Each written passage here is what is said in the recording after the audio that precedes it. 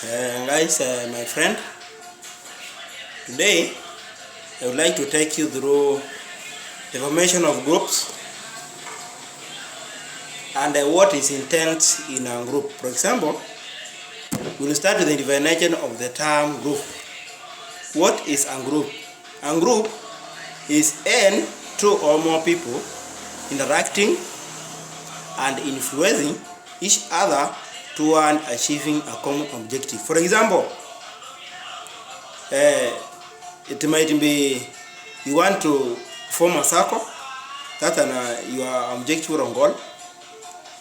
You want to start tree planting. You want to save children, to open up orphanage for children. Those are some of the tasks that you'll engage on.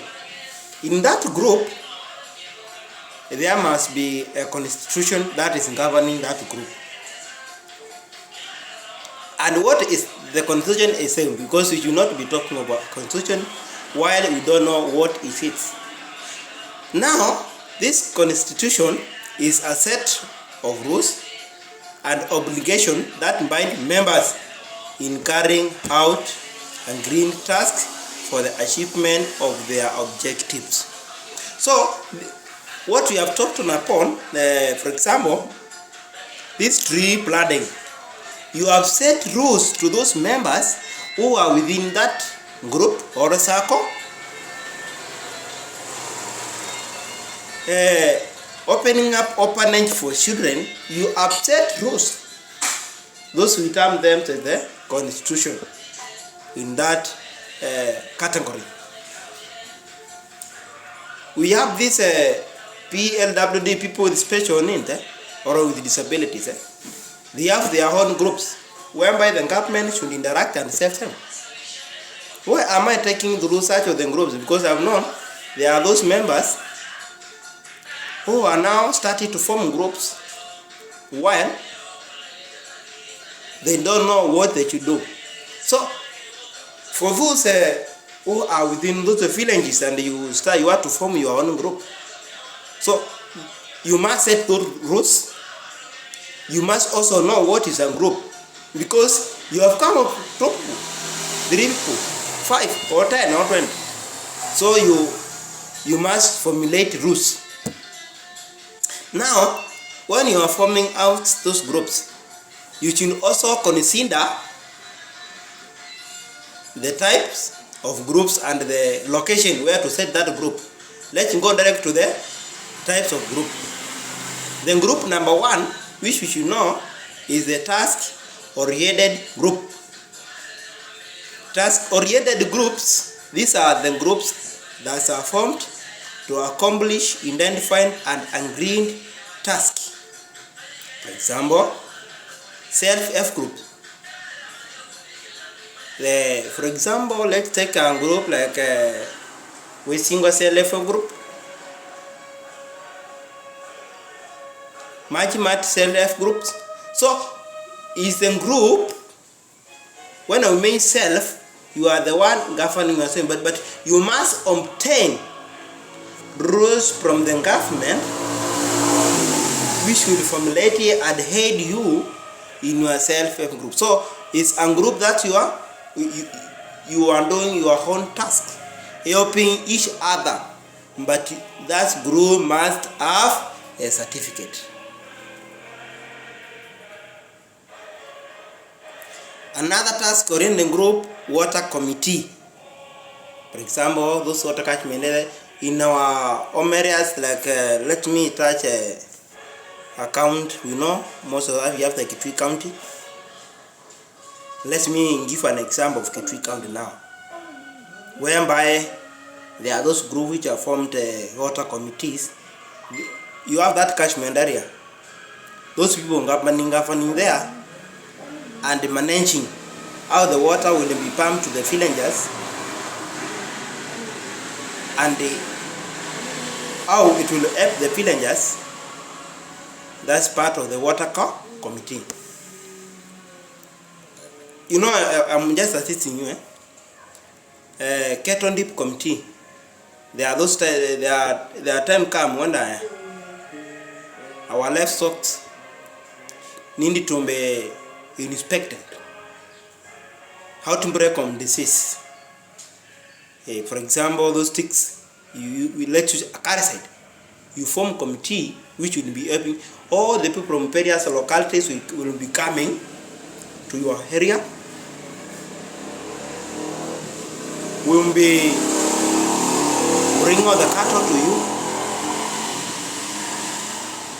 So through what they pay, also the government has their own incentive to you. So you collect per end of the cattle, while you'll be managing for the kerosene or the chemical that will be used to watch those cattle. Now, as a community, you gain and you develop yourself. Another type of group we'll look about is also growth-oriented groups. And what are these now? Groups that are formed basically for psychosocial support. For example, PLWs, people living with disabilities, or PC groups, groups of elderly, widows and widowers. And this group now is whereby we talk of the government incentive entering too. Government will help you. So where do you like an elderly man or an elderly woman get money from? Will he get, because he or she is still at home, nobody to help him, either the relatives, granddaughters, his or her children, sons, daughters, will help him or her, but he need government support.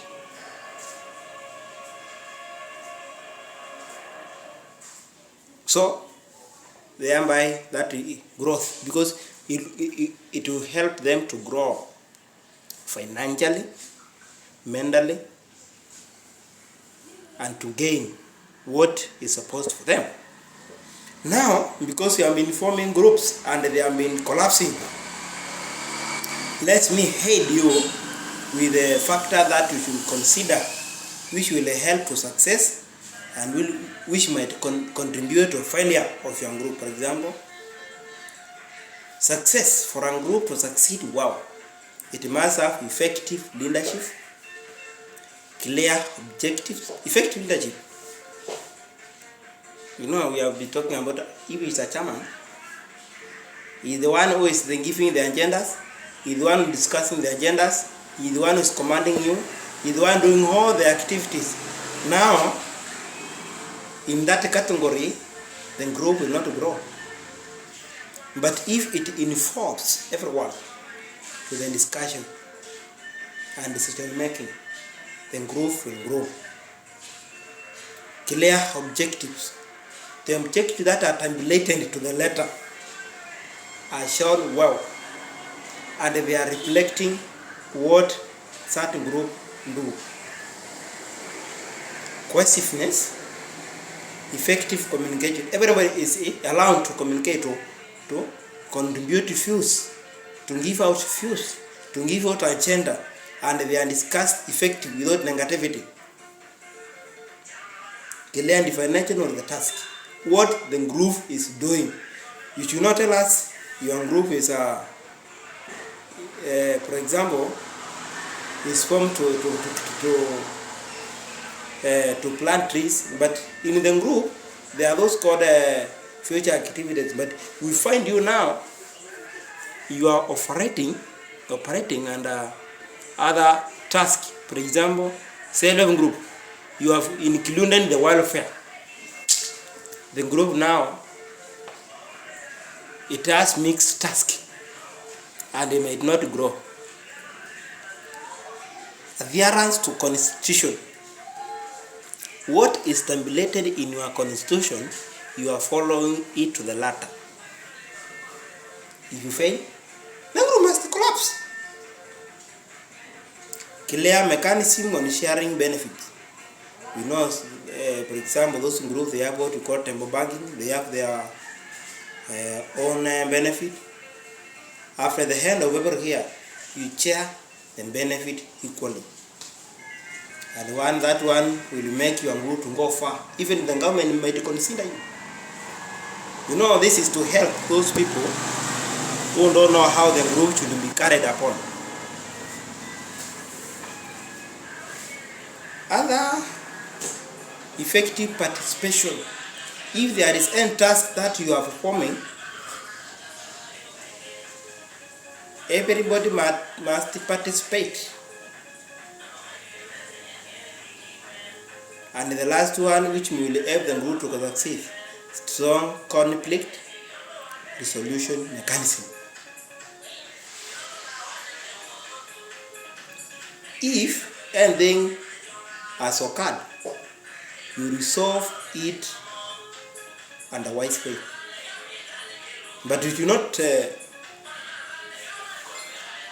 engage what we call commandative activities. You command because you are the chairperson. No. The group will not grow, my dear. So let's learn. When we are forming those groups, there are those activities that we should consider.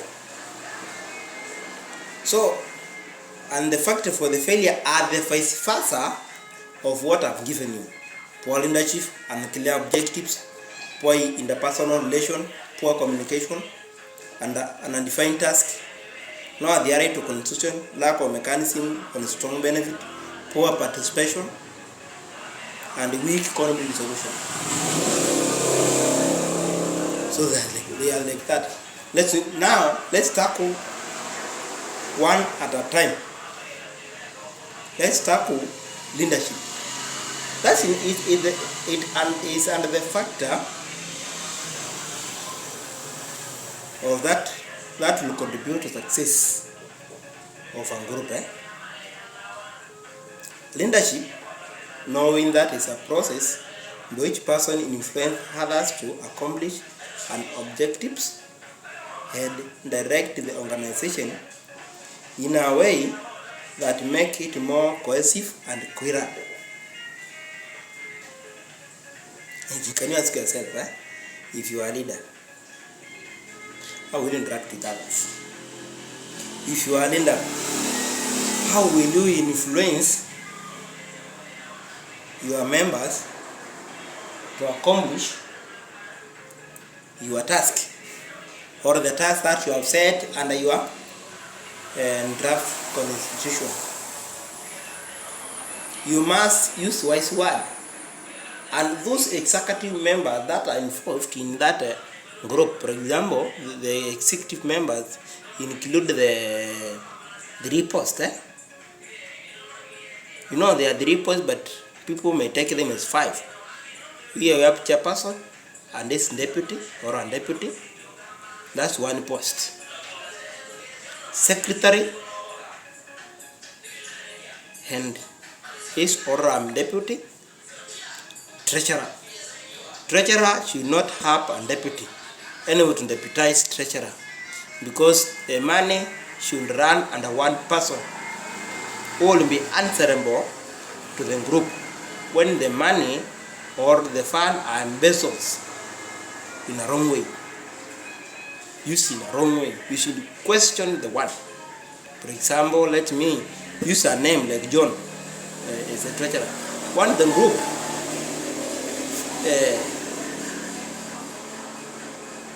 confirm that their fund have been used in a wrong way, they will not question person here, but they should question John, who will be answerable for that fund that have been used in a wrong way.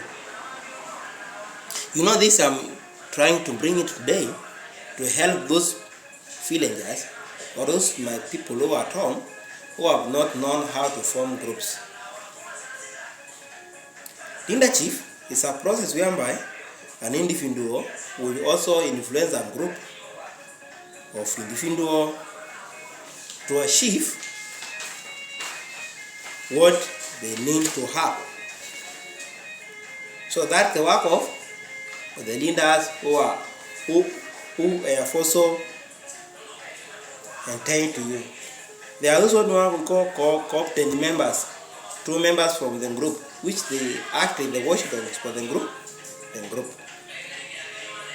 They should also keep their eyes to the group and eyes to the member. They listen to the same. They both. At long last, they will be bringing in the fact, the true fact from the members. Another factor that will help the group to grow, I told you, we look also on the governance. How the group is governed or how is controlled, whereby this is defined by those social work and developers as a process of decision making, and by which decisions are implemented or not implemented. For a group to grow, there must those members who sit down to start the transactions of the group. And those are now we are refining the governance, the watchdogs of the group, which is under those 3 post and 2 co-opted member from the group, which in the act is the watchdog of the executive and the members, and that one will help the group to grow. If your group does not run in such way, my dear, the group might not develop. Why have I decided to bring it today here to you? Because it needs to be checked upon before you plan to write, to draft a letter which involves the application for a certificate and clear minutes. That one governance you must have considered a lot. Let me now take you there about the leadership style a leader must practice. Whereby number 1, communication style. How you make decision and announce to the members. How does a chairperson, how does the deputy chair, how does the secretary, how does the treasurer and those co-opted members deliberate laws and talk to the members? Do they command the voice? Do they regard themselves as their supremes of the group? That also is a style you should consider when you are within the group. Members of the groups are supposed to follow orders. Yes. The orders from who? Orders from the chair, those group which are supremes. You should not lie to the members as if you don't govern them. If they choose you as their chairperson, then you will speak to them in a wise way and give them orders to follow. You not lie to the member as their chairperson to give you orders. No. That will not be a group. It will be a chaotic discussion. Which complaint should you expect from the members or the effect? 1. You must accept complaints. Which is the effect now? The effect of commanding side. If you command them well or badly, you have complaints. For example, if you are not taking the members in a good way, they must complain to you. No new ideas. Yes. For example, you are chairperson, you are giving out the agenda, as I told you earlier. You give them the agendas, you discuss them, you formulate them, you resolve. There is no good ideas formed. Next time, because the time are not with us, we will start with this interest, some group development. And that one will pass a lot.